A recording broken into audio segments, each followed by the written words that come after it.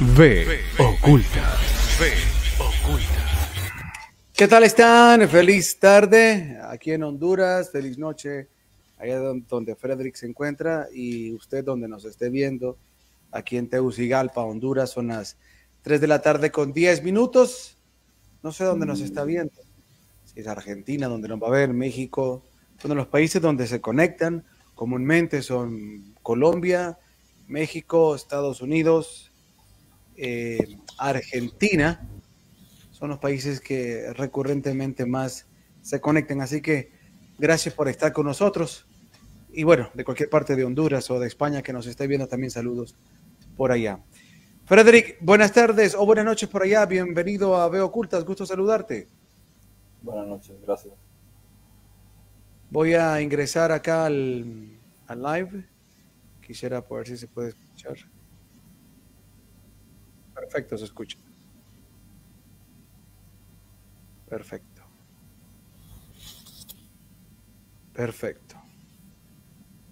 Parece que hay un zumbido, ¿no? ¿No? No. No. No, pues bueno. Ok, voy a dejar volumen aquí entonces y vamos a regresar con el live. Bueno, gracias por acompañarnos. Voy a venir para acá. Tenía Frederick de modelo mientras arrancábamos. Hoy vamos a la cuarta bastia, a la cuarta parte del programa La Iglesia Católica y la Cuarta Bestia. La semana pasada, bueno, la semana, lo trabado, la verdad. El día de ayer hicimos una reflexión en un pequeño resumen de lo que sucedió después de que Jesús deja a los apóstoles y empiezan los conflictos de la iglesia naciente, primero con la puesta de acuerdo de los apóstoles. Hablamos de que hay que entender, hay que aprender a visualizar y no idolatrar a los apóstoles, sino que entender que cada uno de ellos luchó con su propio conflicto interno, con su propia manera de entender y ver las cosas para poder asimilar el mensaje que Jesús les había dado, y que pues muchos, o mejor dicho, no podemos pretender que el tiempo que estuvieron con Jesús, aún estando con Jesús, hayan asimilado el mensaje al 100% como debe de ser el mensaje. Incluso por eso hemos hablado en otros programas también de la reencarnación, como en otros textos que hoy podemos acceder a ellos, podemos ver testimonios de reencarnaciones de apóstoles. Tal vez este tema a algunos no les guste y les pueda erizar, pero vamos a hablar así, de esa manera, donde pues hacen reflexión sobre estas cosas. Ellos en estos libros reflexionan sobre cómo fue su proceso en esto. Y tampoco hay que irse, digamos, si le da miedo hablar de esto, vámonos entonces a lo que la misma Biblia pone como ejemplo, como decíamos. Vaya, si tomamos como real lo de Tomás, cuando se le aparece Jesús y le dice, ¿no?, que lo toque. O si nos vamos a cuando Pedro le negó tantas veces, o Judas, si tomamos eso literalmente de la traición, entonces vemos que no por el hecho de estar con Jesús es que el chip se les cambió de inmediato. Hubo un proceso y algunos pues consideran que fue de encarnaciones ese proceso, y que el trabajo que hicieron fue grande, inmenso, pero que no es que tenían la comprensión completa. Y tampoco con esto desmeritamos en ninguna forma la obra del Espíritu Santo hecha, mejor dicho, en cada uno de ellos, en cada uno de nosotros, incluso en la iglesia naciente, incluso en los conflictos que existían, porque al final nosotros nos podemos encontrar que en los textos, independientemente de que se pueda ver entre líneas una cuestión que era más propia de la concepción, de la visión del apóstol o del escritor o del profeta, el mensaje en el fondo está íntegro. Cuando desmenuzamos las visiones de Pablo, está íntegro el mensaje de la trascendencia, aún en esa visión de Pablo, donde quiere hacer esa fusión entre la idea judía y perfilar el sacrificio de Jesús con esa conceptualización que le da. Aún ahí está hermosamente en armonía el mensaje trascendental. Entonces, independientemente de ello, creo que esto es algo que yo quisiera dejar de entrada bien claro, porque en el caminar de esto uno dice, entonces, ¿dónde está la verdad? ¿Dónde está la verdad? Lo esencial en todo esto es donde usted sea capaz de irse más allá de las letras. Eso es lo más importante. Que como hoy escuchaba algo bien bonito, alguien que daba lectura a un versículo de Romanos, capítulo 8, no recuerdo el versículo, donde hablaba de Pablo exponiendo, ¿verdad? Que antes de conocer la ley, pues él ya pecaba, pero aún no conocía la ley, aún seguía pecando. Y bueno, no recuerdo si literalmente así decía el versículo, pero lo que yo entiendo que es lo más importante detrás de esas letras es que Pablo nos estaba diciendo que aún teniendo lo que los judíos tuvieron o los israelitas tuvieron, como la ley, aún ahí se puede seguir pecando. ¿Por qué? Porque la cuestión está en el corazón. Es como una discusión que escuchaba hoy en la mañana sobre otro versículo, hablando propiamente de Pablo también, que Pablo es famoso para poder analizarlo, ¿no?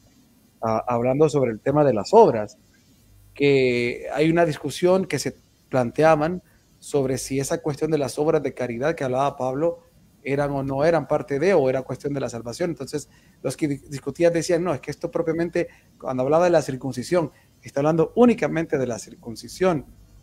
No es que Pablo está criticando las obras que hacemos, pero es que la cuestión es que también más adelante nos dicen que nuestras propias obras pueden ser como trapos de inmundicia, cuando nos está diciendo que aun cuando usted haga aquello que aparentemente y a todas leguas es bueno, pero si su corazón está desviado o lo hace con una intención egoica o malévola, por muy buena que sea la obra, perdóneme, pero es una obra de inmundicia.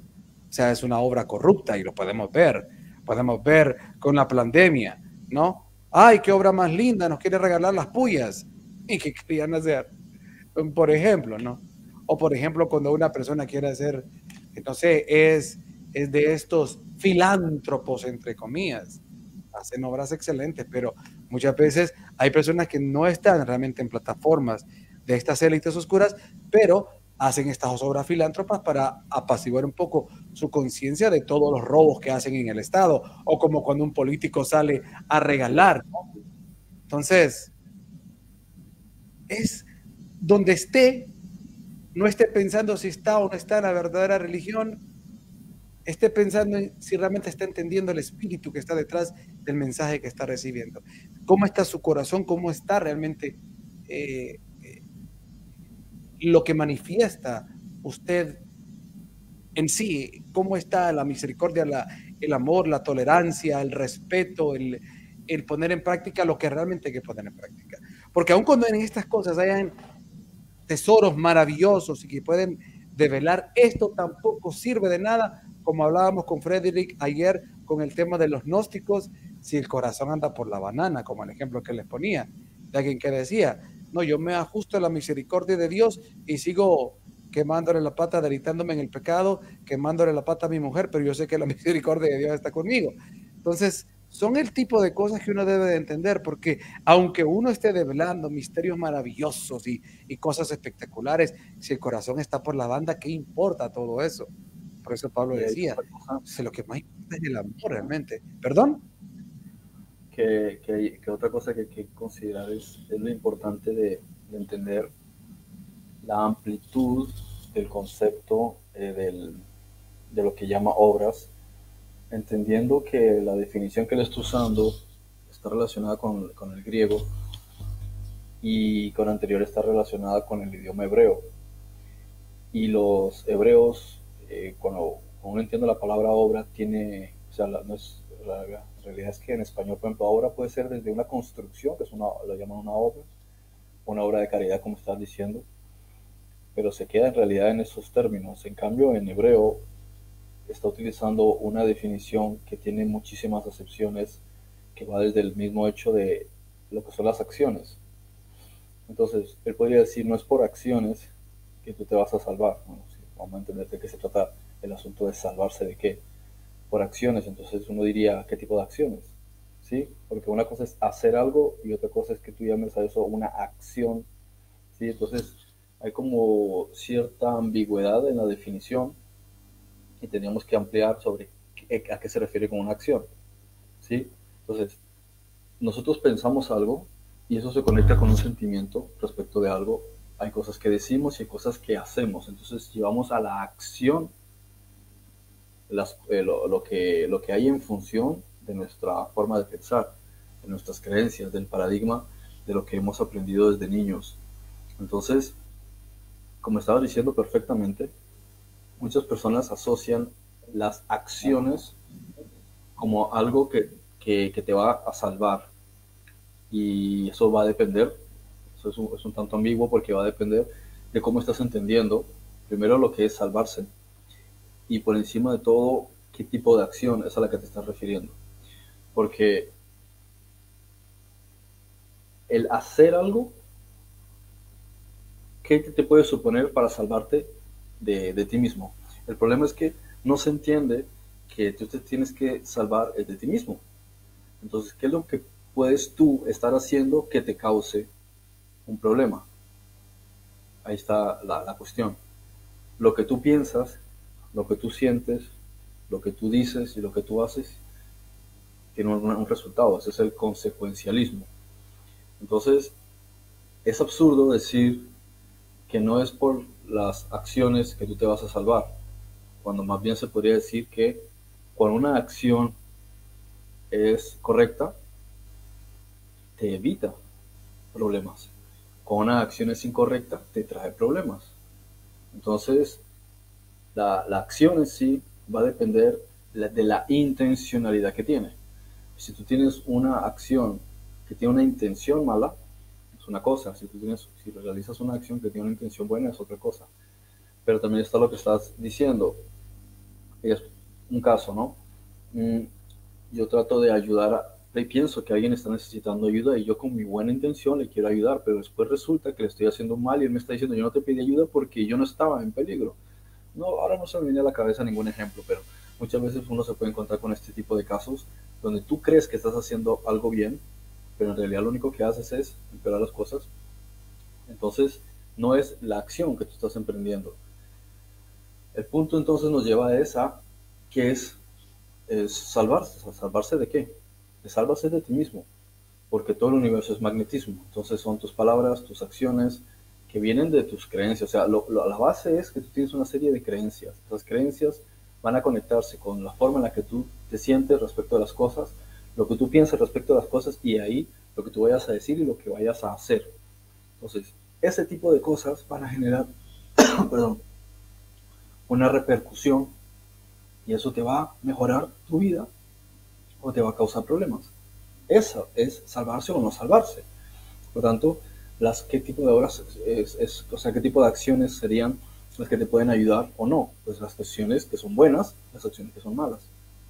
Pero también hay que entender que cuando Pablo hablaba de obras o de acciones, en ese sentido, en muchos casos estaba refiriendo a el modus operandi, la tradición o la forma de actuar que se supone que deberías hacer en función de lo que los hebreos aprendieron en el Sinaí.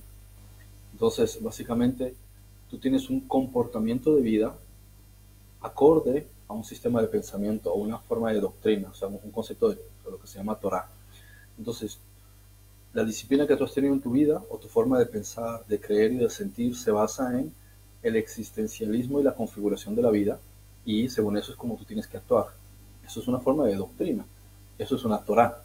Entonces tú actúas en función de eso. De modo que ese tipo de cosas en realidad no tienen nada que ver porque tú tienes la cultura hebrea con sus paradigmas y las culturas en general con sus paradigmas. Y ese tipo de cosas en realidad no te llevan necesariamente a salvarte de tus problemas. Simplemente son una serie de cosas que has ido adquiriendo a lo largo de tu vida. Son tradiciones. Bien, entonces, después de esto, y ya para entrar con el tema en materia, que aquí donde lo quiero conectar, después de esto, entender esto y luego visualizar el recorrido histórico de cómo sucede, cómo se da esta cuestión de... Creo que, Freddy, creo que tienes algún ventilador por ahí, ¿verdad? Porque se escucha como que algo se está metiendo. Quizás eso es como un viento ahí que se escucha. Bueno, entonces, decía, el tema es comprender que antes de que comience el primer canon, el primer canon de Nicea, luego el segundo y después ya el tercero, el de Constantinopla, cuando ya aparece Teodosio. Antes de eso, lo que existía era un conflicto entre propios cristianos que cada quien, según la escuela apostólica, por llamarlo de alguna manera, que va perteneciendo, y luego ese propio líder, que fue alumno de Pablo, que fue alumno de Pedro, ¿sí? Que fueron nombrados por ellos líderes o obispos, si quieres llamarle, para cada zona o lugar que iban fundando. Ellos también en conjunto, individualmente, o sea, como quiera verlo, cada quien va desarrollando de alguna manera su manera de ver y de entender. Lo podemos ver en sus escritos, aunque se aferraban mucho a la idea de su maestro, también van poniendo sus propios ingredientes. Es lo que sucede es que a nosotros lo que hoy tenemos, tanto en la iglesia evangélica como el protestantismo en sus cuantas derivaciones, es la esencia del pensamiento de la corriente paulina, de Pedro, ¿sí? Y de esos apóstoles que son los del canon que hoy conocemos. Pero no tenemos la visión de un Felipe, no tenemos la visión de un Tomás, no tenemos la visión de un Esteban. A donde quiero llevarlos es que no pensemos que es que todos ellos pensaban igual. Por ende, cuando se dan esos conflictos y empiezan a salir diferentes escuelas de pensamientos, entre esas escuelas se generan los conflictos. Cuando se da el primer concilio de Nicea, gana, por decirlo así, una corriente de pensamiento. Es la que gana, de las que se enfrentan, por llamarlo de alguna manera. Esa es la que gana. Y esa es la que a nosotros nos ha venido. Yo quisiera ser bien enfático en esto para que podamos entender y salirnos también de esa idea de la Iglesia Católica de que los primeros padres fueron los apóstoles y que Jesús la fundó y entonces nos hace un rastro con todos los apóstoles, con Pedro y Pablo y después con San Ireneo y etcétera, etcétera, hasta llegar. No, esa fue la corriente de pensamiento que se escoge, que es afín y listo. Lo interesante que es aquí donde vamos a comenzar a analizar el programa, quisiera ser lo más claro posible para darle el paso a Frederick, es el siguiente punto. Aquí hay algo bien interesante, Frederick. Esa escuela de pensamiento, por darle un nombre, que es la que gana, parece ser la más conveniente para el Imperio Romano. Y no me vayan a malinterpretar con esto, por favor, quiero ser bastante claro y quiero ser bastante explícito en esta cuestión. No estoy diciendo en ninguna manera que Pedro, Pablo, Santiago, etcétera, ellos hayan creado un sistema bajo una visión de control piramidal. Sin embargo, el fundamento de la Iglesia Católica, que es el fundamento y la esencia de cualquier derivación de las iglesias posteriores, está basada, y aquí voy a ponerme yo solito en cámara, está basada bajo un sistema de control, bajo un sistema piramidal. ¿Sí? La misma estructura que Pablo propone es propicia para un sistema de control piramidal, que es lo que hoy tenemos en todas las iglesias.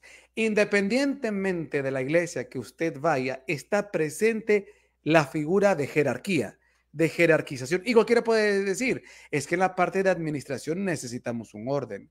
Sin embargo, no es eso lo que sucede muchas veces en las iglesias y que ha estado presente.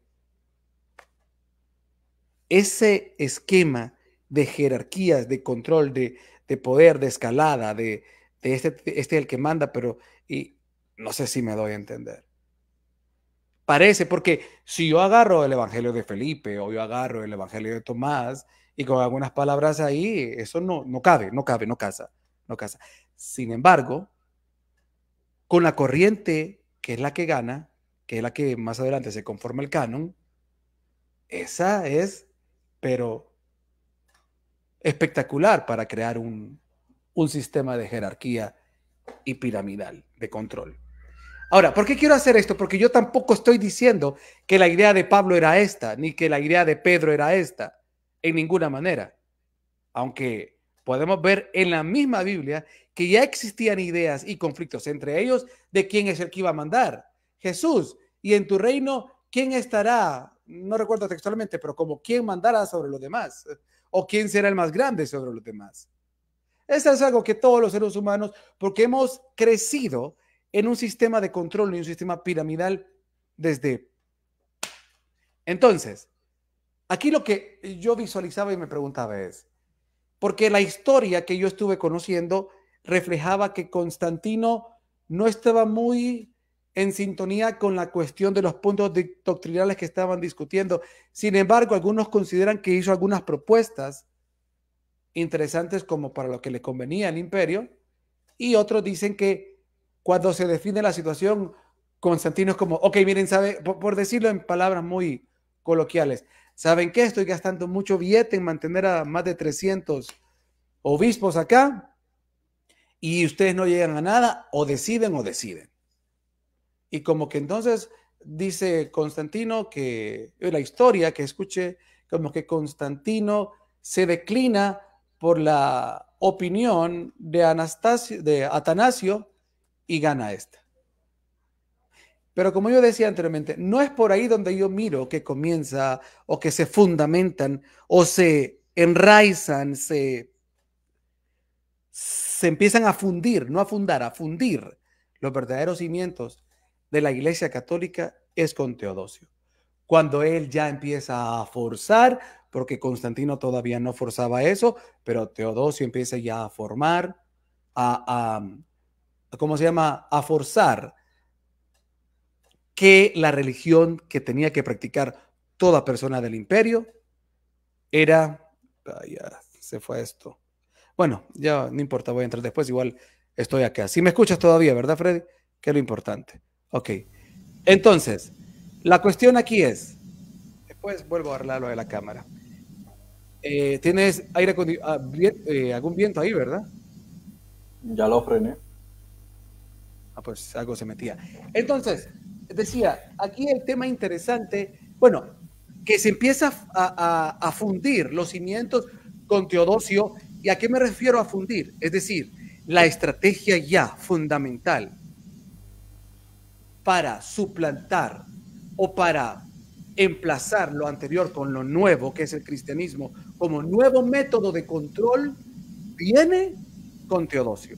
Ahora, según se dice, Teodosio venía de familia cristiana. No quiero yo satanizar nada de esto, ni a nadie de esto, pero digamos que Teodosio sí venía, o sea, realmente era una persona que creció y que adoptó la fe, no diría la fe, el ideal cristiano.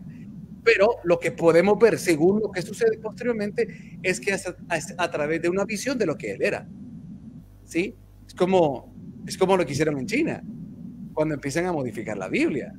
Y algunos versículos que gente denunció ahí, le empiezan a poner de acuerdo al imperio. Entonces yo puedo decir, o sea, veamos diferentes tipos de personas que abrazan la visión de Jesús, como lo hicieron los celotes. ¿Qué esperaban de Jesús? Un Mesías. Entonces, ¿qué puede esperar un emperador de Jesús? Bueno, sí, Jesús es Salvador, Jesús es el que pone el orden, y ahora todos tienen que obedecerme o tienen que obedecer la religión de Jesús, pero yo soy el que mando y yo soy el que representa a Jesús. No sé si me doy a entender. O sea, cada quien empieza a formar un Jesús de acuerdo a su imagen y semejanza. Y eso es lo que hace Teodosio. ¿Qué sucede? Que es aquí, porque aquí yo lo que, no sé, Frederick, por dónde va a ir, pero que aquí la cuestión es realmente entender dónde se empieza a... Ok, lo voy a decir así. ¿Dónde se empieza a crear el verdadero... ¿cómo decirlo? ¿Dónde se empieza a formar realmente la cuarta bestia? Porque, ¿a qué voy con esto? Ya casi te doy paso. ¿A qué voy con esto, Freddy? Es que una cuestión es que existe un movimiento, el cual, yo te lo digo de esta manera, yo soy, no soy un maquiavélico, ¿no? Y yo quiero mis propios intereses. y yo veo que hay un movimiento que está interesante, que la gente se está sumando a él. Yo digo, necesito infiltrar eso porque esa plataforma es la que yo voy a utilizar para mis planes. Pero, sin embargo, no es como la están mostrando, pero necesito ponerle un nuevo disfraz a eso, montar mis intereses sobre esa plataforma y maquillarla de tal manera que no se den cuenta que al final solo voy a hacer que esa plataforma se desvíe hacia mí. Y es aquí donde yo digo,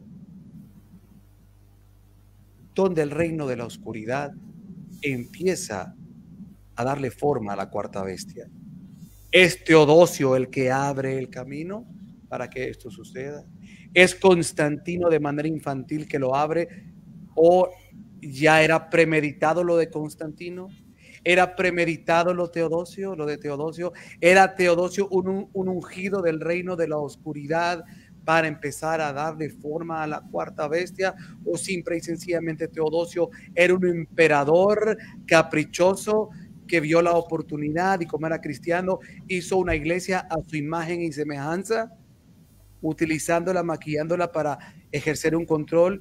Más adelante, después de los años 1000, después de la época medieval, es que empieza realmente la cuestión del espíritu del reino de la oscuridad, ya con su gente, ubicándola como vemos en los años 1800 aún, o antes, a unos jesuitas trabajando ya con la visión de un nuevo orden. Esta es la historia o este es el análisis que yo propondría que hagamos a partir de esto, es darle la forma de dónde nace. Como dije con anterioridad y con esto me callo, yo veo que los cimientos, la fundición de los cimientos a través del elemento, la base que es el control, la manipulación y la fuerza, nacen con Teodosio.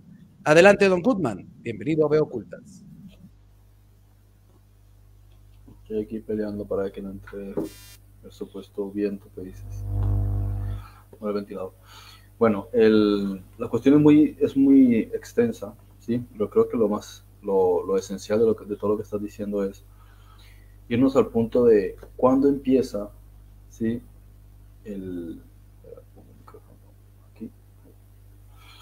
Cuándo empieza realmente a convertirse en la bestia.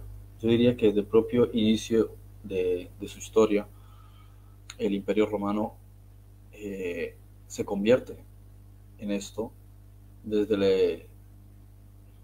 poco después de la guerra de Troya, cuando Rómulo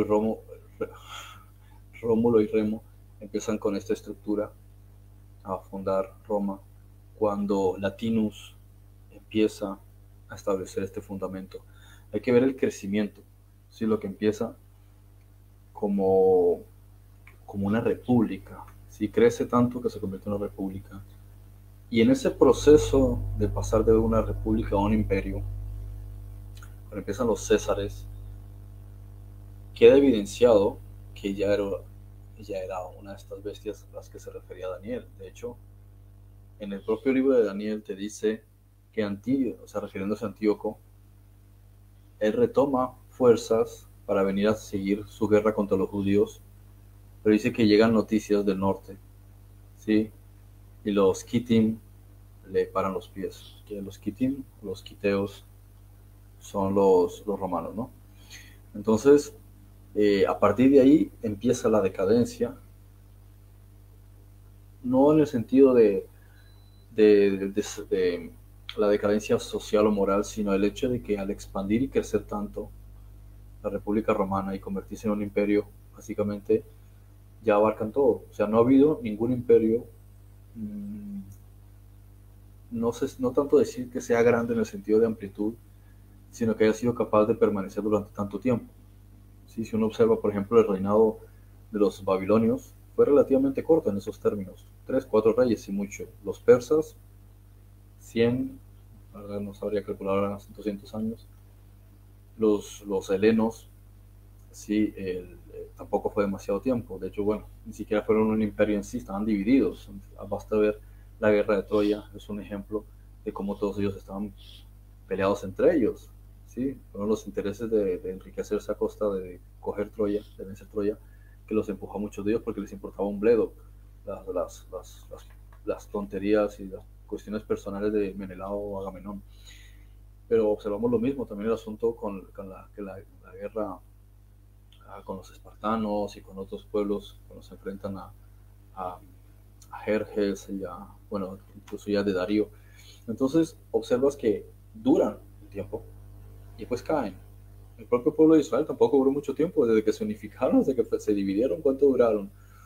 ¿500 años? Yo creo que ni eso, ¿sí? No duraron nada.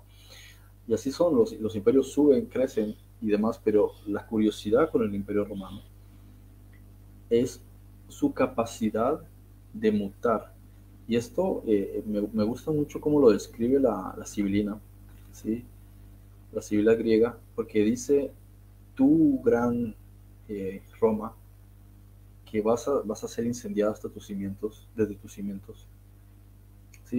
Y lo describe, eres la última de todas estas bestias que va a prevalecer antes de que venga el Mesías, y eres la que más tiempo va a durar.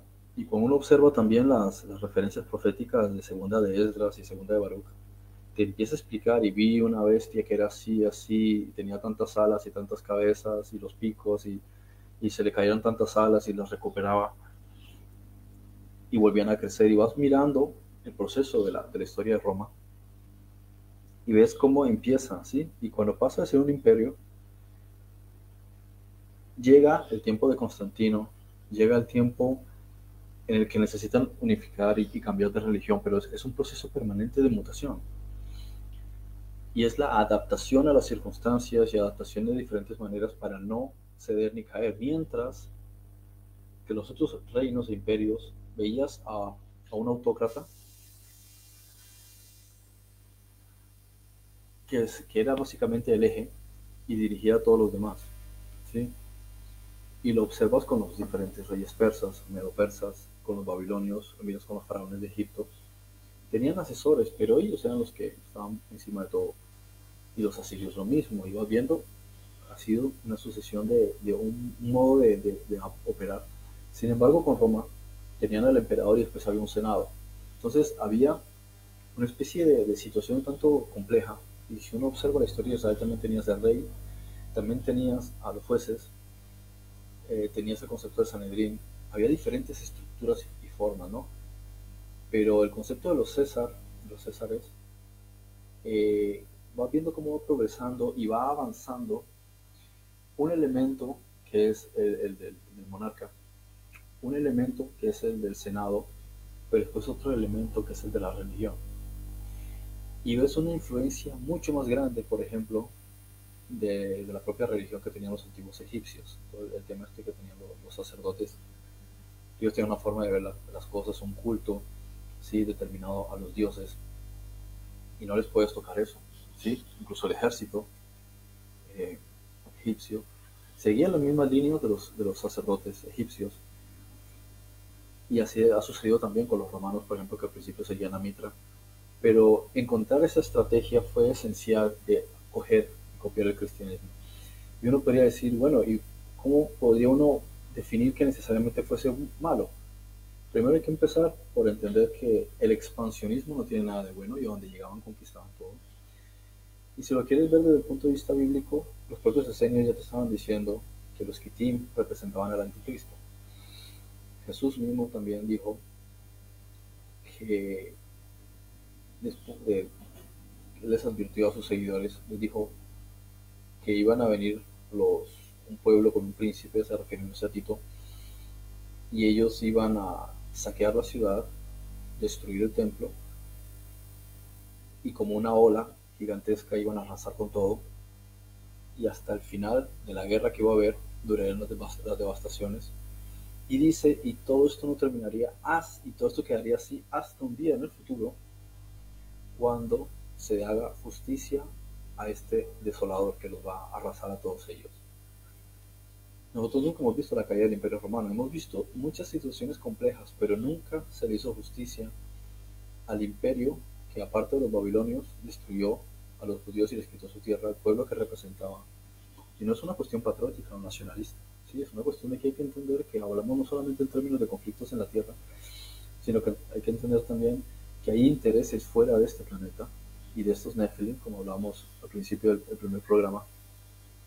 Y un grupo está interesado en todas las cuestiones que están relacionadas con la baliza que establecieron en la tierra en Israel, así como otros establecieron otros puntos, pero no los establecieron desde el punto de vista bélico o literario o genético, o no, o sea, fueron una forma de enseñar y en algunos casos de monarquía, como estábamos mencionando, pero en el caso de Israel trataron de que un sistema de ley para proteger a la raza humana y un sistema de derecho se introdujese a través de ellos.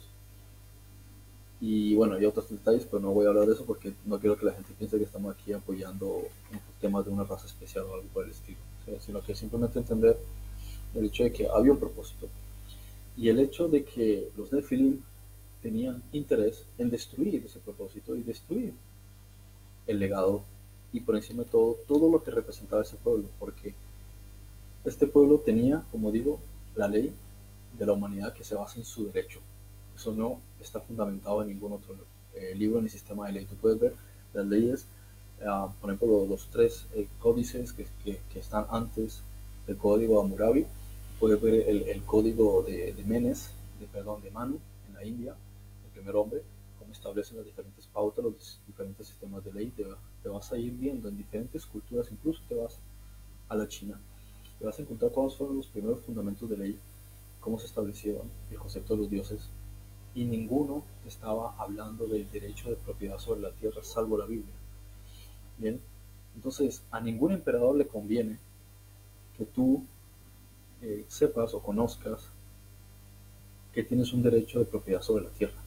Eso es inédito, eso es absurdo. Es decir, ¿cómo te voy a decir que yo quiero ser el rey y voy a escribir una ley en la que te voy a decir que tú tienes derecho a la tierra? No, lo que quieren los reyes es apropiarse de la tierra, por lo que lo primero que te hace pensar que este sistema fue establecido basado en el derecho común, ¿sí? El concepto de que la tierra de todos no pudo haber sido influenciado por el emperador, por ningún rey, como si ocurría, y era típico, ¿sí? De los reyes de Egipto, los faraones, era típico de los reyes en Mesopotamia, era típico de muchos de ellos, el hecho de que ellos tenían que buscar su propio derecho. Mira, por ejemplo, la ley romana. Era la cuestión de proteger a los ciudadanos y mantener el imperio, pero nunca eso de que la tierra es tuya, ¿sí? Nunca basar el fundamento de que el hombre es el eje central de la sociedad y que está por encima del Estado. Nunca has visto eso. ¿Dónde has visto que te digan que tú tienes un derecho legítimo a la rebelión? No, como te dicen hoy, por ejemplo, en la ley española, dice, hay derecho a la rebelión. Sí, claro, pero si yo quiero salir con un arma para defenderme, entonces yo no puedo utilizar el arma porque entonces necesitas una licencia y no puedes usar el arma, pero los otros sí te pueden disparar porque son agentes del Estado.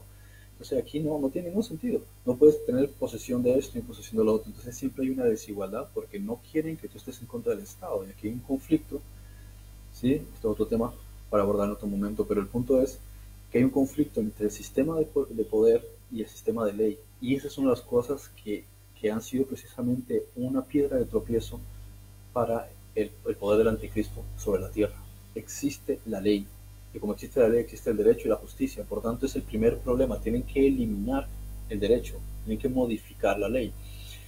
Y toda esta ley parte del derecho del Sinaí, que se establece ahí, porque dice, no, eso es de los israelitas. No, señor, tú vas a leerlo bien y vas a encontrar que la ley, o sea, lo que es el derecho, empieza con Adán y Eva, por tanto está relacionado con toda la raza humana, no está relacionado solo con el pueblo de Israel. Al pueblo de Israel se le da derecho sobre una propiedad de tierra, ¿sí? Lo que llamaban durante tantos siglos Tierra Santa. Pero como te está dando la propiedad de la tierra, de que el planeta nuestro es nuestro y somos seres libres, por tanto no tienes por qué estar pagando impuestos, no tienes por qué estar pagando multas, no tienes por qué estar pagando licencias ni permisos, no tienes por qué estar dándole explicaciones al Estado, no tienes por qué estar metiendo tu cuenta para hacerte retenciones o sacarte cosas, porque todo eso es robo. El hecho de que ellos se expropien y dicen, esta propiedad es del Estado, los ríos son del Estado, la montaña es del Estado, esto es propiedad del Estado, las playas son del Estado, las carreteras son del Estado. No son del Estado porque el Estado es una cuestión ficticia. Cuando si la humanidad entendiese que estos extraterrestres o seres de otras dimensiones, o como les quieran llamar, ángeles, nos dieron a nosotros la comprensión de que somos herederos del planeta Tierra, básicamente te están diciendo, eres un ser libre y tú no tienes que obedecer a ninguna estructura que se han inventado otros. ¿Por qué? porque esos otros... Freddy, perdona, puedes hacer algo, puedes probar a hacer algo, prueba si apaga ese ventiladorcito que se mete un zumbido hace rato y si tu micrófono hasta se bajó de ¿cómo se llama? A ver. O no sé si son los audífonos, pero no, siempre hay algo. Siempre hay un... Solo quito tu... Sí. Solo quito tu... ¿Cómo se llama? Tu micrófono, no sé, hay como un zumbido. Desconecta los audífonos a ver si cambia algo. Sí. ¿Habla ahora? Espérate, perdón. A ver. Activa el micrófono, está desactivado. A ver ahora. Sí. Sí, no. Algo te está fallando en los audífonos que te genera un zumbido horrendo. Bueno, entonces, como estaba diciendo, voy a quitar entonces, aprovecho que ya estoy aquí. Ahora sí puedes poner el ventilador, porque ya no era el ventilador. Por ventilador recibiendo falsas acusaciones y difamación. Sí, yo sé. Si fuera Arturito, estaríamos llorando todos. Por juzgarlo. Vale, entonces, este es uno de los aspectos más importantes y trascendentales, la comprensión de lo que es el derecho y la libertad humana, porque en el derecho el derecho se basa en la propiedad. Si tú no tienes tierras, no hay de dónde partir de un derecho. Y eso no le interesa a ningún gobierno, a ningún imperio, a ninguno de ellos, porque ellos lo que quieren es la usura, lo que quieren es la expropiación. Por eso muchas veces le digo, y se lo he dicho también a jueces, no, ustedes no se dan cuenta que no están defendiendo la verdad, sino que están defendiendo un neofeudalismo. ¿Sí? Porque la gente dice, no, vivimos bajo democracia. No, eso no existe, la democracia no existe. Existe el neofeudalismo, el control de unos individuos que se creen que el planeta es de ellos, ¿sí? Y quieren controlarlo todo. Entonces, el Imperio Romano, ¿qué es lo que hace? Expansionismo. ¿Qué hicieron los persas? Expansionismo. ¿Qué hicieron los babilonios? Expansionismo. ¿Qué hicieron los árabes? Expansionismo. Todos se partieron del expansionismo. Creo que los pocos que no hicieron expansionismo fueron el pueblo de Israel. Simplemente se les dijo, esa es vuestra tierra, herédenla y ya está. Pero no generaron expansionismo. El máximo expansionismo que uno podía hablar es Salomón haciendo alianzas con otras naciones para crear una unificación general, ¿sí? Tener aliados. Porque él tenía temor Napoleón de que no quisiesen ser aliados de él, porque decía, si no son aliados míos, quiere decir que se han aliado con otros y algún día me van a atacar, entonces yo los ataco primero. Por lo que han estado pendientes de atacarse unos a otros. ¿Y qué es atacar a otro? Es defender tu propiedad o expandir tu propiedad. Miremos el caso de Rusia, lo que considera Putin que es expandir lo que por derecho considera que le pertenece a la estructura de Rusia desde 1600 y pico, ¿no? Entonces, así han hecho muchos. Es la cuestión de expansión y control territorial porque el territorio es propiedad, ¿no? Entonces, esto es una parte fundamental. Roma sigue con el mismo asunto. Los musulmanes lo mismo, es expansionismo y control de propiedad para tener un derecho. En un momento que la tierra es tuya, tú haces con ella lo que tú quieras, ¿no? Entonces, a lo que iba con todo esto, ¿no? Que a ellos se les advierte al pueblo de Israel que vendría un imperio y este imperio iba a ser el némesis de lo que ellos representan. Y no quiere decir que sean necesariamente malos en todo, ¿sí? Pero serían el némesis de lo que representa a lo que son ellos. Y esto al principio no se ve tanto, porque lo que observamos es que gracias a los romanos aparecen los alcantarillados, aparece el agua potable en muchos lugares, aparecen carreteras bien estructuradas, bien montadas, aparecen un montón de orden y estructuras civiles mucho mejores que las que se habían visto en términos generales, y esto se expandió a gran parte del mundo, ¿no? Entonces, hay muchas cosas positivas que aporta el Imperio Romano. La cuestión es que en cierto momento, cuando ellos quieren coger lo que llaman cristianismo e incorporarlo al Estado, automáticamente lo que es llamémosle cristianismo o el paulismo, pierde su naturaleza. Porque es irreconciliable lo que entre comillas llaman religión y el Estado, porque son dos elementos completamente distintos. No hay manera de combinarlos. Es como tratar de juntar aceite y agua, ¿sí? Son incompatibles, porque el propio hecho de es que suena hasta feo decir religión, ¿sí? Pero bueno, digamos religión, se supone que está basado en el principio de la libertad del hombre. El Estado no. El Estado está basado en el hecho de que hay una estructura piramidal que controla a todos los que son miembros o lo que ellos llaman ciudadanos, o sea, hijos del Estado. Entonces, son dos cosas completamente distintas. Lo que te está enseñando, eh, digamos, la verdad de lo que transmite la escritura hebrea y lo que trata de clarificar Yeshua, Jesús, es el hombre es libre por naturaleza. El Estado quiere control sobre todos los ciudadanos. Y aquí hay un conflicto.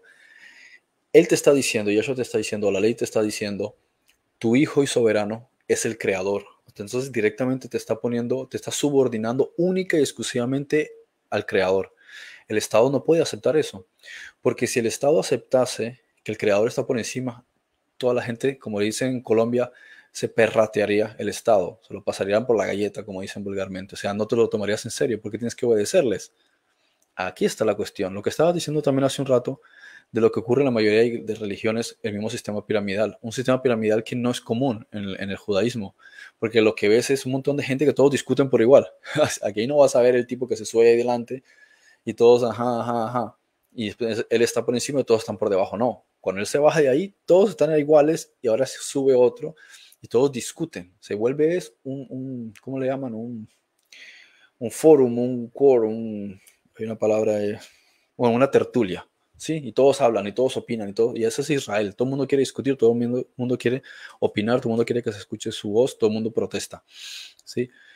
Y eso, ahí te das cuenta, y una de las cosas interesantes que yo observaba en Israel es ese comportamiento de la base del derecho, de que el ser humano es el eje central de la sociedad, no es como en otros lugares, aquí por ejemplo que ves que el policía se cree que está por encima de ti, o sea que está por encima de la ley, porque él mismo ni siquiera entiende lo que es la ley, solo entiende lo que es el derecho positivo que le han metido en la cabeza cuando había estudiado o han hecho la carrera de policía. Y así sucesivamente ves este tipo de elementos. Entonces, ves, lo más importante, antes de darte toda la palabra, es el antagonismo de lo que viene a representar la verdad y la mezcla de dos cosas que por naturaleza son opuestas, el Estado y la religión. Y a la gente le han dicho, no, la división Estado-religión se dio ya en su momento. No, eso no existe. Nunca se dividió el Estado de la religión. La religión sigue dominando al Estado, pero no la religión, yo qué sé, evangélica. No, estoy hablando de un sistema que controla al Estado en sí, porque todos los estados se tienen que someter a la religión, de un modo u otro, ¿sí? Ahora eso no lo voy a entrar en detalle, pero de un modo u otro es así. Y Vaticano está por encima de todos los demás. Entonces, ya con esto concluyo de momento, que cuando ves esta combinación del concepto de coger elementos del cristianismo y meterlos con el Estado, lo que haces es corromperlo. Cuando tú vas a una tienda y tú dices, véndame una Coca-Cola, y tú abres la Coca-Cola, ¿sí? Y la bebes y dices, esto sabe a Sprite, quiere decir que alguien adulteró la bebida. Puede que tenga color negro, pero el sabor no es así. Entonces se ha producido una mezcla de algo de verdad, pero no es lo que te está diciendo la etiqueta ni lo que te está diciendo la parte de atrás. Lo mismo aquí. La naturaleza de las enseñanzas de Yeshua, de Jesús, y lo que es la escritura de los hebreos, la escritura antigua, sagrada como se le llama, por mucho que tuviesen buena intención X o Y individuos al principio, sí, como puede ser Orígenes, Tertuliano, Quasimeo, lo que sea, todos estos en aquel entonces, por naturaleza misma, todo eso se degrada en el momento en que el Estado toma control, porque la única manera de hacer que fuese legítimo todo este elemento de la religión fuese deslegitimar al propio Estado.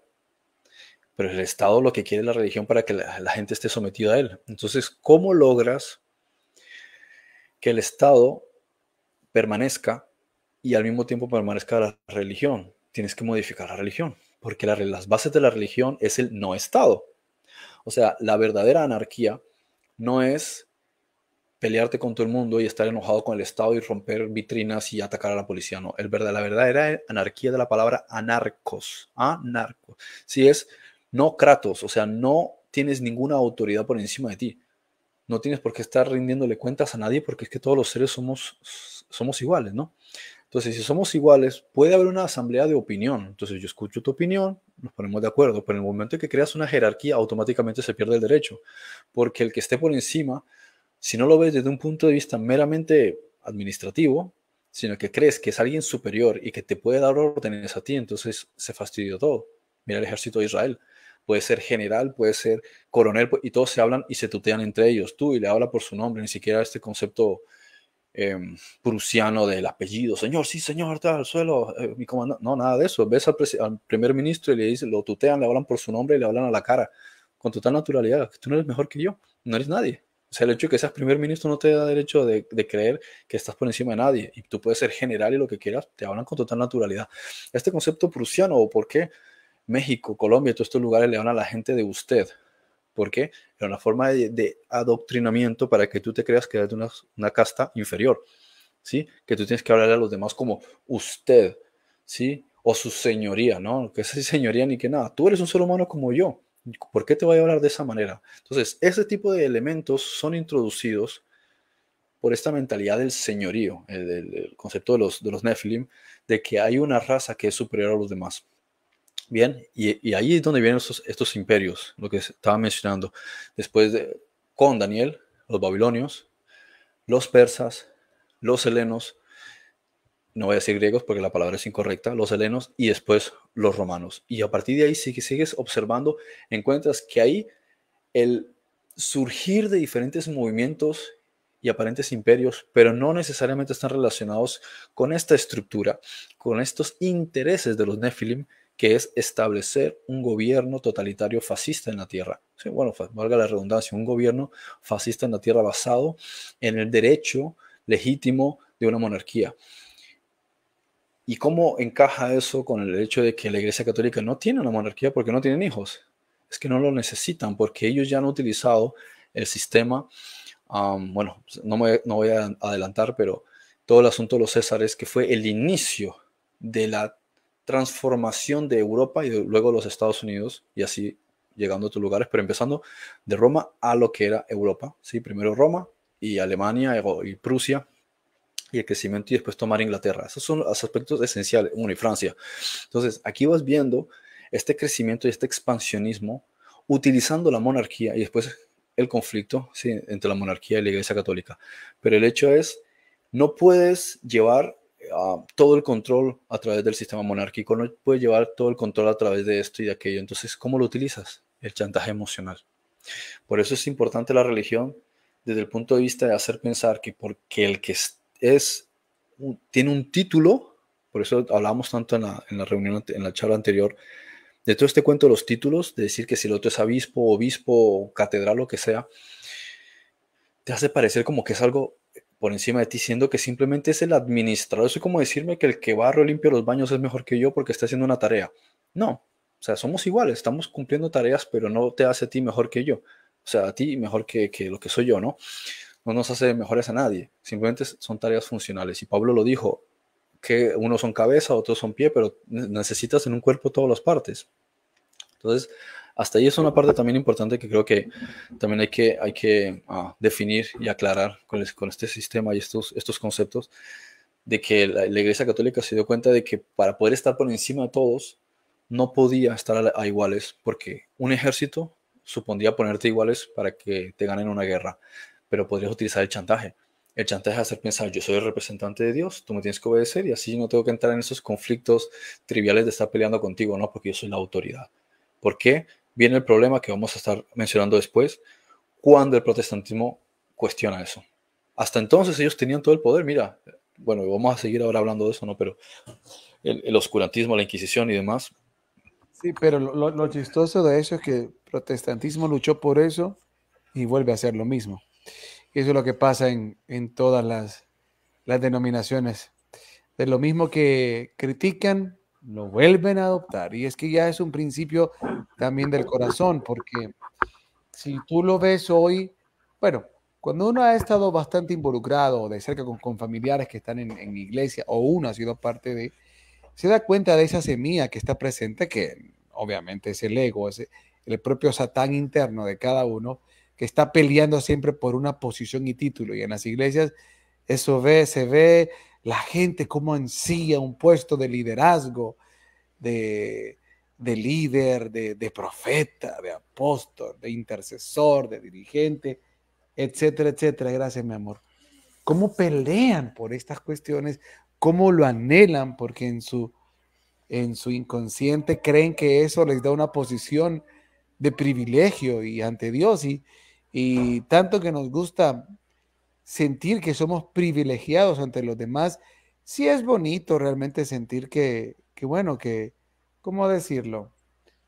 A ver, vaya, es como cuando uno participa en un sorteo y te quiere ganar eso. Yo no me quiero ganar algo en un sorteo porque yo quiero decirle a los demás, ven, yo sí me lo gané y ustedes no, y me lo quiero ganar porque me quiero ganar eso, pues. Yo quiero el artículo, yo quiero el premio, pero no está en mi corazón el hecho de me lo voy a ganar para demostrarle a los demás que yo soy el chosen one.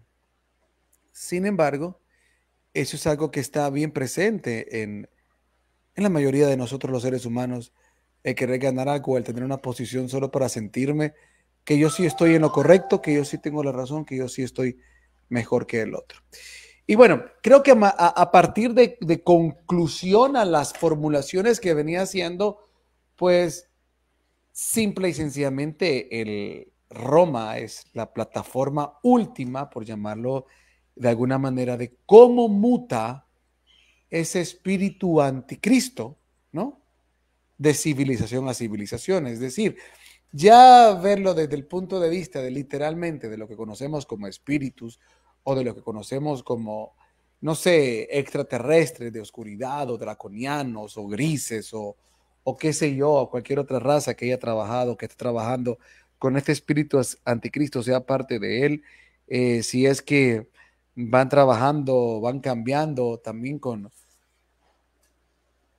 la mano de obra terrestre de seres humanos y de imperios. No sé, ya son cuestiones demasiado complejas de entender, pero a nivel general, como bien lo dice la civilina, simple y sencillamente es algo que va mutando, como hemos visto, y entonces a manera de conclusión es la plataforma. Era la plataforma que se iba a determinar, la Iglesia Católica Romana iba a ser la última plataforma que iba a utilizarse por parte del imperio de la oscuridad para llegar a culminar los planes que hoy estamos viendo en tan perfecto desarrollo como nunca antes en la historia de la humanidad. Creo que a partir de respuestas que nos veníamos formulando. Y otra cuestión es pues simplemente entender que dentro de todo esto, cuando hablamos de estructuras, cuando hablamos de plataformas, por favor, no se entienda, no se generalice a miembros, ¿verdad?, de una congregación, de una religión, ni a sus líderes, ni a varios de su liderazgo, porque en esto, el hecho que yo utilice como vehículo algo, por ejemplo, para dar algo bien tangible, vaya, yo soy, no sé, un asesino, ¿sí? Yo necesito movilizarme, algo muy claro, movilizarme de un lugar a otro para matar a alguien, ¿sí? Yo puedo pedir un Uber, puedo pedir un taxi, pero no quiere, o sea, ese fue el vehículo que utilicé, pero no quiere decir que el taxista esté en contubernio conmigo. Pueda que sí, pero en el caso que les estoy planteando no es así. Lo planteo de esa manera porque yo no quiero, siempre quiero separar el juicio de las personas. O sea, dentro de la Iglesia Católica hemos conocido el caso de papas que han sido papas que han descubierto esta cuestión, que se fueron de bruces al darse cuenta que realmente la estructura era esa que no se imaginaron en ningún momento cuando abrazaron y amaron la tradición y se dieron cuenta, y cuando quisieron hacer algo para rescatarla, por decir algo, fueron eliminados. Y así ha pasado también, o así hay muchas personas muy lindas. Yo conozco católicos hermosos, de verdad, de corazones hermosos, ¿sí? Entonces, igual, y tampoco esto para que cualquier otra denominación se sienta superior, si al final todas las denominaciones son brazos también de la cuarta bestia, son brazos operativos, son instrumentos también, simple y sencillamente que toda la coordinación y la estrategia nació desde ahí, que es diferente. Es diferente. Y con esto no quiere decir que toda la doctrina sea satánica, que ¿cómo se llama? Es decir, que se hayan tergiversado cosas, pero se tergiversan en todas las relaciones, todas las religiones, que se hayan utilizado cosas para control, eso se sigue haciendo en todas las religiones.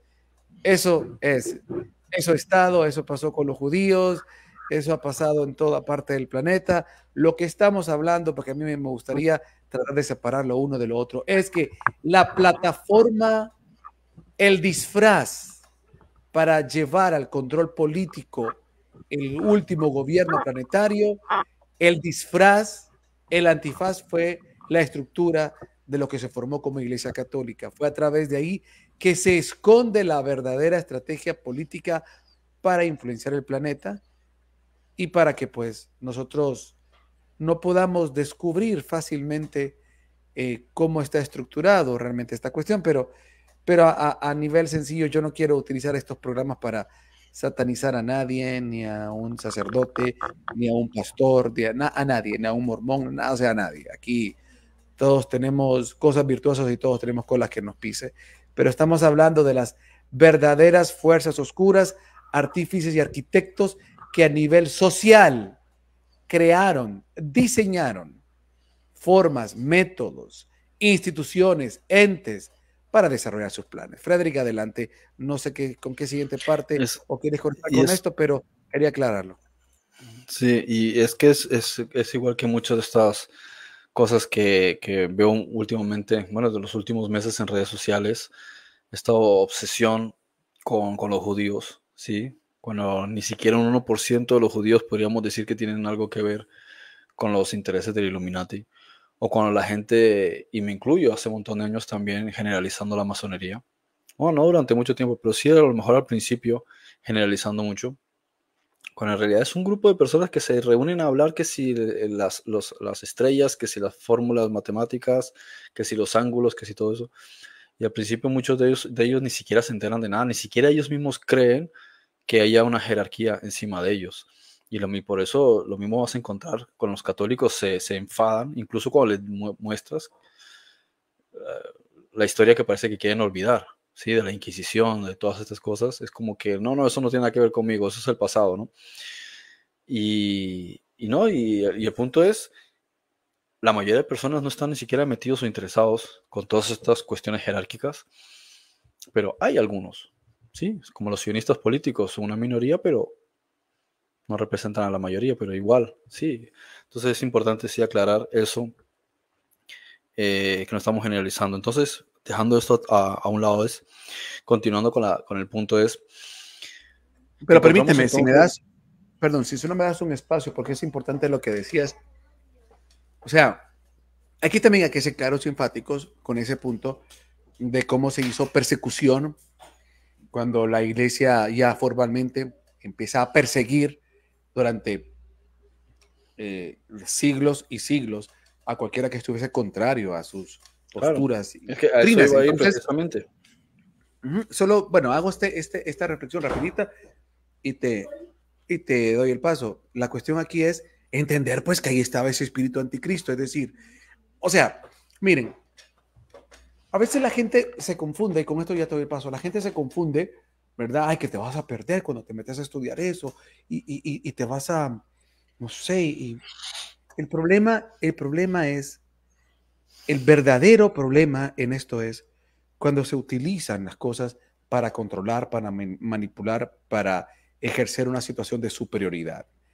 Y en este caso, peor, o sea, que hay que ser claro, pues como nosotros podemos no entender de que realmente la situación de la Iglesia Católica tenía un plan oscuro desde su fundación, después de Teodosio o Constantino, como quiera ubicarlo cada quien, cuando se está buscando que a la fuerza la gente adopte un sistema. ¿Ustedes creen que realmente Jesús quería eso? Que mataran a gente para que aceptaran y dijeran de dónde nace esa cuestión hoy que tenemos en la iglesia evangélica de acepta a Cristo, entonces públicamente haz la oración de aceptación. ¿De dónde viene eso? De cuando le decían a la gente, si no aceptas el evangelio te mato. ¿De eso venía? porque realmente qué sentido tiene que yo haga una declaración frente a los demás si no estoy entendiendo realmente ni papa de qué estriba la cuestión. Solo porque alguien me dijo, es que si no lo aceptaste vas al infierno, o porque alguien me dijo, tu salvación es Cristo y tus problemas y todos los problemas que tienes, ahí donde vas a encontrar, entonces acéptalo. Pero ¿qué es aceptar? O sea, me explico, o sea, siempre hay un método de coercitivo para hacer algo. O sea, entonces, si podemos entender que aunque la estructura nace ahí, los fundamentos continuaron, solo que claro, no a nivel de matar, pero entendamos pues. Solo analicemos por qué empiezan a matar gente para forzar a creer en algo. ¿Por qué? ¿Por qué? ¿Por qué? ¿Porque Dios lo mandaba realmente? ¿O es que lo van a justificar en que, así como en el Antiguo Testamento, Jehová mandaba a aniquilar pueblos enteros, entonces Jesús también mandó a aniquilar pueblos enteros para que aceptaran y dejaran de, no sé, seguir a sus dioses? Algunos justifican, Freddy, con esto todo, sí. Algunos justifican y dicen que gracias a la invasión de España en nuestras tierras, entonces muchos indígenas dejaron de practicar sacrificios humanos. Bueno, ciertamente habían sacrificios, pero que también estos también tenían ese espíritu anticristo. Pues todo aquel que tiene ese espíritu imperialista de matar, de asesinar, es un espíritu anticristo. Pues es que aquí es donde quiero llevar yo la cuestión. No estemos viendo títulos, estemos viendo el fondo y la esencia de las cosas. Todo aquel que tiene ese espíritu de imponer, de sobreponerse, de aplastar, es un espíritu anticristo. Todo aquel que quiere sustentarse en una situación de gobierno piramidal, de aquí mando yo y aquí se hace lo que yo digo porque yo digo, eso es el espíritu anticristo. Adelante, Freddy. Así es, efectivamente, porque eso precisamente está demostrando que no entendieron ni papa de lo que está enseñando Yeshua, lo que está enseñando Jesús. Si Jesús hubiese querido dar a entender eso, lo habría explicado desde el principio, habría sabido, o sea, habrías oído de Jesús, porque Jesús tenía gente seguidores muy cercanos, que eran miembros de los celotes. O sea, es como decir que estás en Colombia y tienes amigos que son miembros de la guerrilla. Entonces, él tenía amigos que eran de los celotes, o sea, amigos, miembros. De hecho, algunos de los discípulos, por lo menos mínimo uno, puede que incluso 2 de los 12 discípulos, eran guerrilleros, eran de la guerrilla, eran celotes. Entonces, ¿por qué no hay ninguna referencia a eso? ¿Qué estarían esperando a ver qué nos dice? ¿Sí? ¿Qué nos va a decir? ¿Cuándo nos va a llamar a armas? No mencionó nada de las armas. Y alguien diría, sí, porque él dijo, si alguien no tiene una espada, coja ahora una. A ver, vamos a analizar los contextos. Él ya se iba a ir, ahora los iban a empezar a perseguir, puede que necesitasen defenderse, pero defenderse no significa atacar. Defenderse es, en un caso de defensa, me vas a agredir, no tengo ningún otro recurso, vamos a ver. Y aún así, si buscas en los testimonios, ellos nunca se defendieron. De hecho, los llevaron a la cárcel porque no se defendieron, los persiguieron porque no se defendieron. Entonces, es como llevar las cosas al extremo, por si acaso. Pero aún así, ellos sabían que podían hacerlo y ellos dejaron que los llevaran a la cárcel porque entendían que había una razón de ser de todo. Bien, dentro de lo que cabe, dentro de lo que tratasen de entender lo poco que pudiesen entender. Y otros dicen, no, es que dijo, no he venido a traer paz sino espada. ¿Cuándo?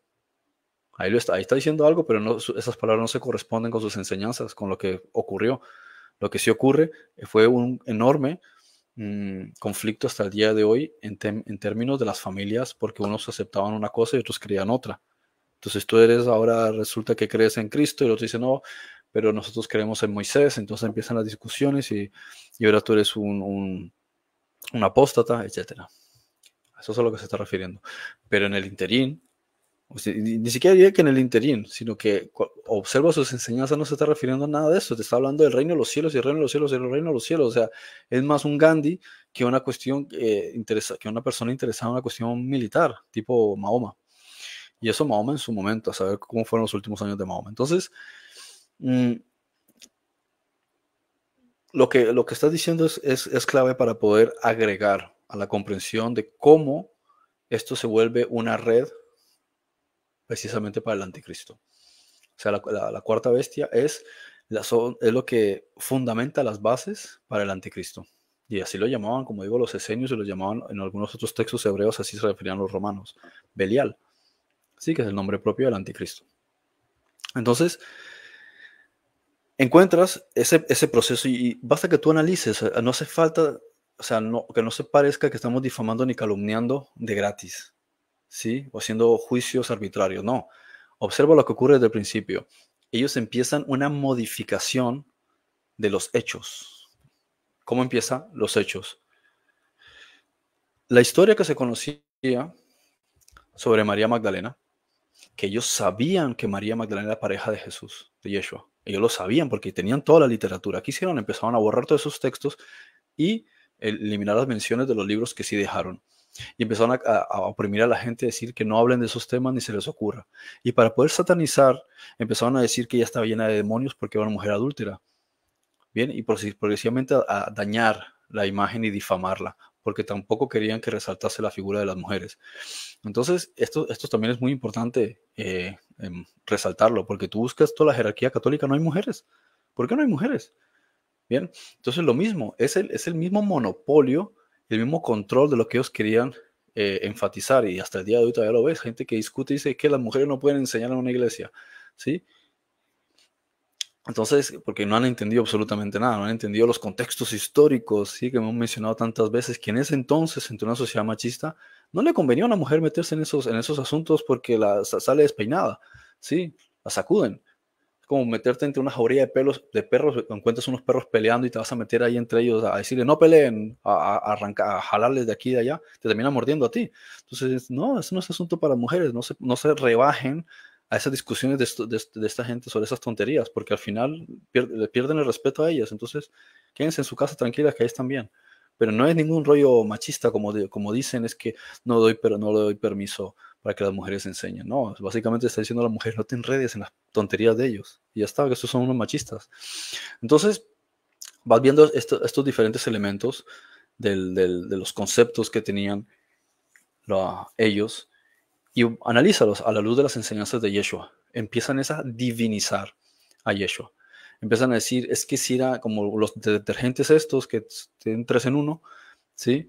Y te dicen, es que es el Padre, que es un Dios, es el Espíritu Santo, que es otro Dios, otra parte del Dios, y Jesús otro Dios. Y vas viendo los concilios, y es la reivindicación de una idealización de un individuo. Cuando, si nos vamos a las enseñanzas de Yeshua, él no se estaba centrando en eso. Entonces, si él no se estaba centrando en eso, ¿por qué se centran los demás? Por ejemplo, si fuese importante él, en ese sentido, en esos términos, todo lo relativo a él sería importante. Sin embargo, no es eso lo que transmitieron sus seguidores. ¿Por qué? Porque él desde el principio les enfatizó que eso no era importante. De hecho, busca la infancia de él, la fecha de nacimiento. No, o sea, no encuentras ese tipo de cosas. ¿Por qué? Porque no son importantes. Porque, es decir, no soy importante yo como cuerpo. Es lo que quiero transmitir. Entonces, ¿qué hace la Iglesia Católica? Como sabe que eso no ayuda, porque ellos no quieren una evolución del ser humano, ellos necesitan un control sobre las masas. Es como el sistema educativo. No busca que tú seas una persona que tenga libertad financiera. No, busca que seas un buen empleado y obediente del Estado. Entonces, tienen que ponerte unas pautas, unos exámenes y unas tareas, unas cosas basadas en ese modelo y estructura, no de libertad de pensamiento, sino una persona que sepa cumplir unas funciones básicas para cualquier empleo de primer nivel y a partir de ahí que se someta al Estado, pero que ni de broma aprenda a ser un hombre libre ni económicamente libre. Entonces, aquí lo mismo es, necesitamos mantener a la gente en un estado de control. Entonces te das cuenta de que no están siguiendo las enseñanzas de Yeshua, que aquí está habiendo un espíritu anticristo. ¿Qué es anticristo? Que es opuesto al despertar de conciencia. ¿Sí? Cuando tú estableces un sistema jerárquico y quieres controlar a la gente, entonces tú estás bajo el espíritu del anticristo. Es anti-Mashiach, anti-despertar de conciencia. Y empieza la represión. Primero, idealizar, o sea, tú no te puedes acercar al despertar de conciencia, no te puedes acercar a Yeshua porque Él está por allá en lo elevado, con el Espíritu Santo y el otro Dios, y ellos forman una triada, etcétera, tipo Brahma, Shiva y Vishnu, y Osiris, Isis, Horus, etcétera. Ellos montan su propia estructura ya y son inalcanzables. Bueno, yo soy un ser humano mortal que cometo errores, que me iría al infierno, que soy un pecador, que tengo que venir donde ustedes a confesarles todas mis intimidades, incluidos donde se están escondiendo tus enemigos. Entonces te vas dando cuenta de que es la intimidación, la coerción, la coacción, el chantaje emocional, el lavado de cerebro, y por encima de toda la ignorancia, porque no les permiten informarse, porque si la gente conociera la verdad, diría, pero ustedes nos están tratando de engañar, pero no, es como si dijésemos, a partir de ahora no hay colegio. Los que quieran estudiar en el colegio vienen a nuestra escuela, que es una secta, y lo vamos a preparar con lo nuestro. Y los que estén de aquí dentro no van a enseñar a los de fuera. Entonces toda la gente que está afuera no se entera de nada. Lo mismo aquí, ¿no? Ellos tienen los textos, los traducen al latín. O sea, si no hablas latín, no te vas a enterar. Y ellos tienen la literatura. No es que tú vas a una biblioteca y los puedes leer, como hoy día. Quiero saber sobre alguna cosa, entonces me meto a internet y ahí tienes todo lo que tú quieras. No, si hubiese sido por ellos, no hay internet. Porque ¿cómo le vas a dar libertad a la humanidad? Ellos llegan a tener conocimiento y ya no son controlables. Bien, esa es la base fundamental de todo Estado, es que la sociedad no tenga un conocimiento, porque si no, nos quita a nosotros el poder. Entonces, ¿qué es lo que ocurre en la falsa democracia en la que vivimos? Es hazles pensar que tienen conocimiento, pero solamente lo que tienes conocimiento para unas funciones, para unas cuestiones funcionales, pero no un conocimiento real. El conocimiento real lo vamos a ridiculizar, le vamos a llamar pseudociencia, ¿sí? O le puedes tildar de lo que quieras, ¿sí? Vamos a ridiculizarlo y ridiculizarlo. Y por encima de todo, todas las fuentes de la religión, vamos a dejarlas ahí como es una cuestión de locos, ¿no? Que entre ellos, que con su propio ego se va a encargar de desvirtuar todas las bases bonitas con las que pudo haber empezado cualquier religión. Porque empieza con buenas intenciones, con espiritualidad, pero al final el ego lleva a lo mismo, crear jerarquías, control de unos sobre otros. Y pasamos a lo siguiente, la intimidación. Si tú no piensas como nosotros, estás fuera. Entonces te dicen que eres, ¿cómo te dicen? Que has expulsado, ¿cómo decían ellos? Eres hereje. No, herejes de distinta opinión. Hay otra palabra que decían excomunión. Excomulgado. O sea, estás fuera de la comunión. Excomulgado. Gracias a Dios. O sea, si yo estuviese en esa época, diría gracias a Dios que me han excomulgado. O sea, que me sacan de esa secta. El asunto es qué pasa si me sacan de la secta. Entonces dice lo mismo los herejes. Menos mal que uno es hereje. O sea, lo que uno debería hacer en la vida es ser hereje. O sea, ser una persona de distinta opinión. No tienes por qué seguir el pensamiento común. Si tú piensas distinto. Que sea cierto o no sea cierto, ya depende de otros factores. Pero no hay nada de malo en pensar diferente. O sea, en ser hereje. Y tampoco tienes que sentirte avergonzado de que te excomulguen. O sea, no soy parte de vuestra secta, pues vale, sigo en mi libre pensamiento. Pero como no es suficiente, entonces pasan al siguiente nivel, que es el asesinato. Entonces empiezan a definir, ya no solamente prohíben libros, ¿sí? Ya no solamente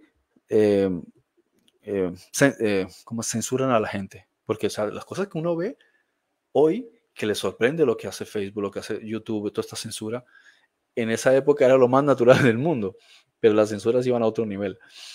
Y empieza es la persecución.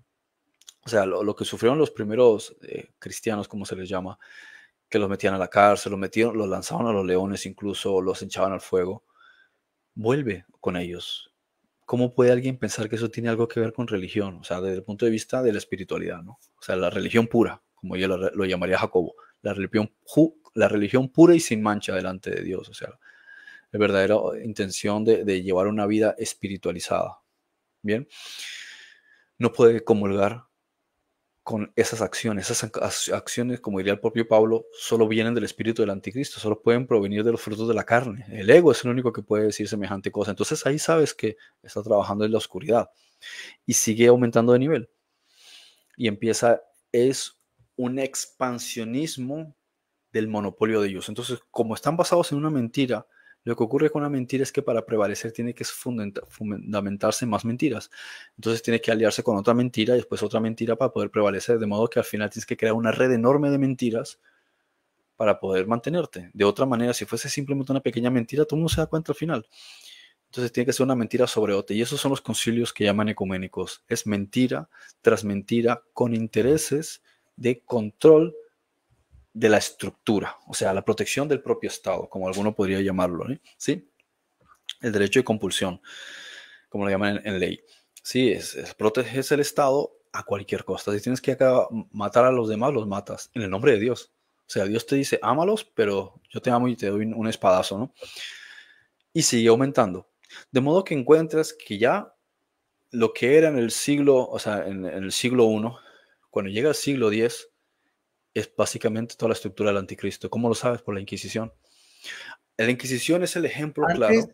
perdón, ¿Cómo? antes de llegar ahí, quiero hacerte una consulta. Voy a subir un poquito esto, permíteme. Quiero hacerte una consulta.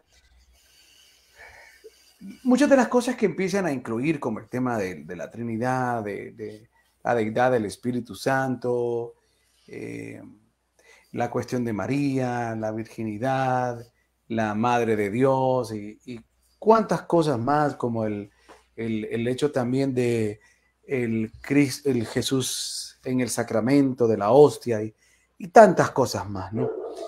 ¿Crees tú que realmente, cómo analizas esto? Son situaciones que se empiezan a añadir eh, por simple y sencillamente desviar o argumentos para tergiversar las visiones anteriores, lo que estaba escrito, pero con intención solo de desviar, solo de torcer para alejar al hombre de ese camino crístico, como ponerle obstáculos a través de esos disfraces, o también detrás de ello habrán intenciones, como dice Pablo, que detrás de esto lo que hay es demonios, culto a demonios, dirigir adoraciones a otros seres para que entonces el hombre entregue su energía y alimente también a estos seres. Es las dos de estas cosas. ¿Cómo lo ves? ¿En que sí, en que no? ¿Qué es lo que Al ves en principio, esto? al principio, en términos generales, no. Es más bien una cuestión de inercia. Cuando tu ser está inclinado hacia la verdad, lo único que puedes hacer es responder con la verdad. Cuando tu espíritu está inclinado al deseo de poder, él mismo va a elucubrar los conceptos adecuados para salirse con la suya. Y como vibras en eso, atraes la inspiración que te darán aquellos entes que vibran en esa misma energía. Por lo que puedes no ser tú consciente de eso. No estás pensando, es que voy a invocar a X demonio. No, pues, no necesariamente, por lo menos no en términos generales, sino durante mucho tiempo. Sino que sencillamente tu mente, de acuerdo a lo que tu intención, es lo que va a atraer. Cuando tú estás haciendo algo que tu ser subconsciente sabe que no es afín al amor, al respeto, lo que hace es busca salirse con la suya y busca hacer algo que está mal. Simplemente busca recursos y dice, es que esto es el nombre del Señor. Entonces ahí está el ego. O sea, siempre vemos la misma historia, el concepto de Adán, Eva y la serpiente. Busca una justificación. ¿Sí? El arquetipo de la ducha en tu mente para buscar salirte con la suya, salirte con la tuya, sin escuchar la voz de tu conciencia. Porque la voz de la conciencia le diría, eso está mal, no se hace. Pero es que ellos no partían de eso, partían de crear una especie de estructuras que convenzan, o sea, por eso dice, el diablo se disfraza de ángel de luz. El ego se te presenta cuando tú estás conectado con esta forma de pensar, el ego se te presenta y te hace pensar que tus razonamientos son adecuados, porque hay un fin a un bien mayor. Entonces está justificado.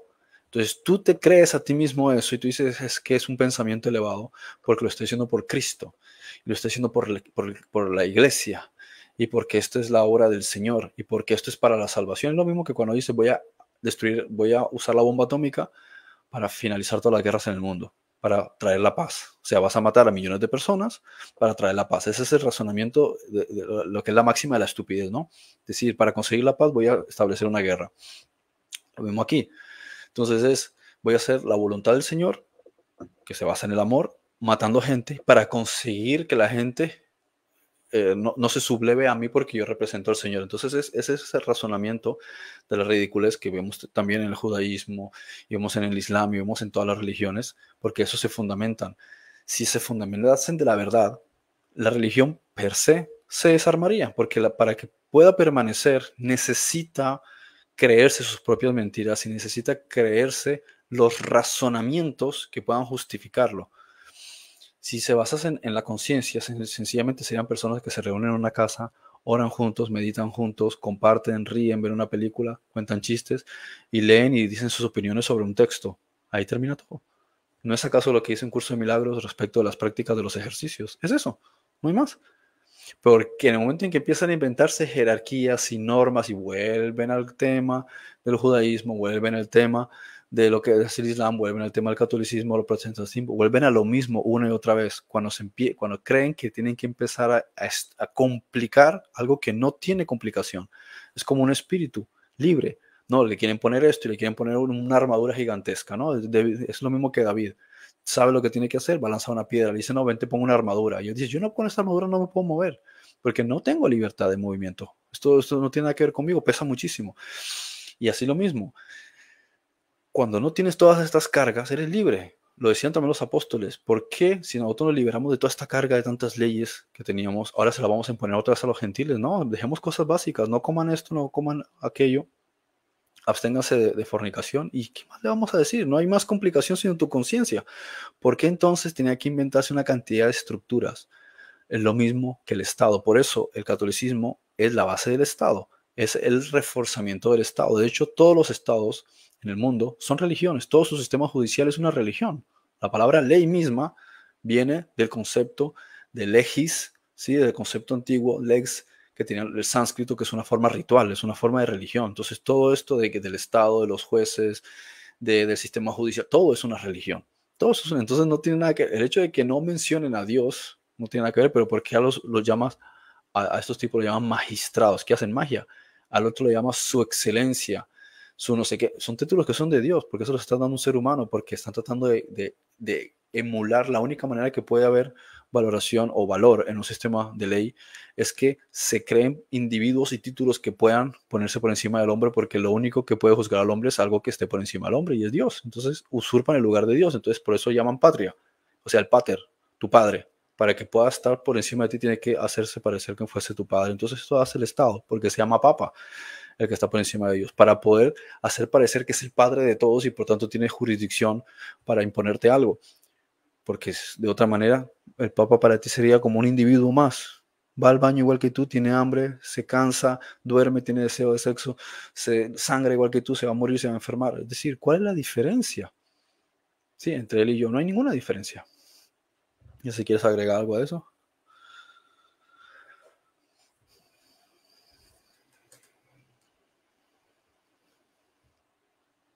Se quedó dormido. No, perdón.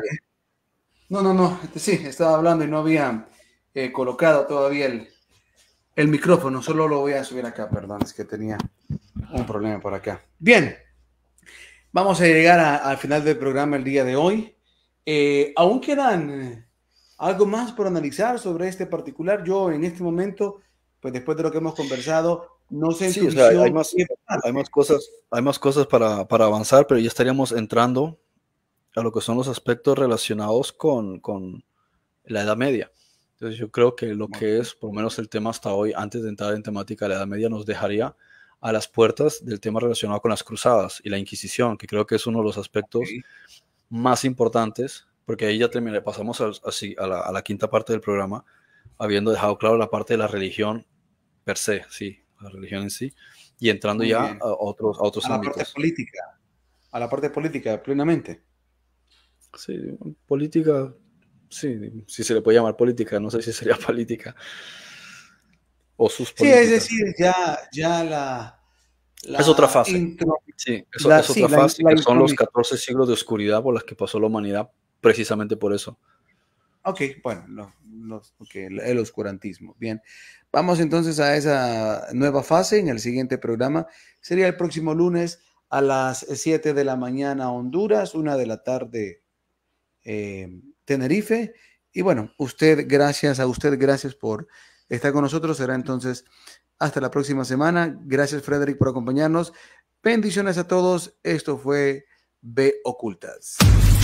V Ocultas. V Ocultas.